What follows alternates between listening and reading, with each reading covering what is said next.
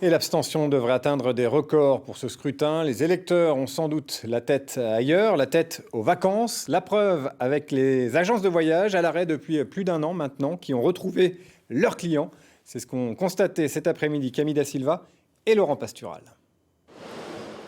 Dans cette agence de voyage, les clients sont enfin de retour et les réservations explosent.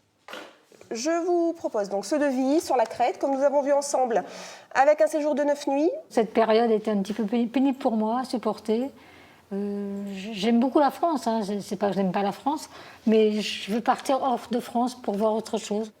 Un désir de nouveaux horizons partagé par de nombreux Auvergnats. Ce réseau d'agences enregistre sur la région 14% de ventes en plus par rapport à la même période en 2019. Mais les voyages ne se font plus dans les mêmes conditions. On leur pose les questions. D'abord, est-ce qu'ils sont vaccinés ? S'ils le sont, eh bien, on va leur donner les formalités d'entrée sur le pays de destination pour leur projet de voyage. Les informations sur les entrées, sur les destinations changent tous les jours. Un exemple, hier, nous pouvions vendre des Maldives. Aujourd'hui, de par sa proximité avec l'Inde et le variant indien, eh bien, les Maldives sont rouges. Hormis en Europe, peu de pays ont rouvert leurs frontières aux touristes étrangers. Alors les vols courts et moyens courriers ont la cote. Pas mal la Croatie marche bien, l'Italie, la Sicile, la Sardaigne.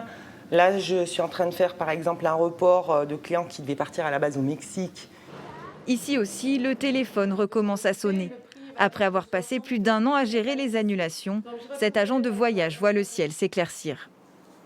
Ça fait plaisir. Ça redonne de la motivation. Ça a été compliqué pendant une année. Comme on a vu fermer les destinations les unes après les autres, depuis un mois, on les voit ouvrir les unes après les autres. Et ça fait du bien. Ça fait du bien au moral, oui. Ça permet de se projeter. États-Unis, Canada, plusieurs destinations prisées des clients manquent encore à l'appel. Les voyagistes espèrent pouvoir les proposer d'ici janvier 2022.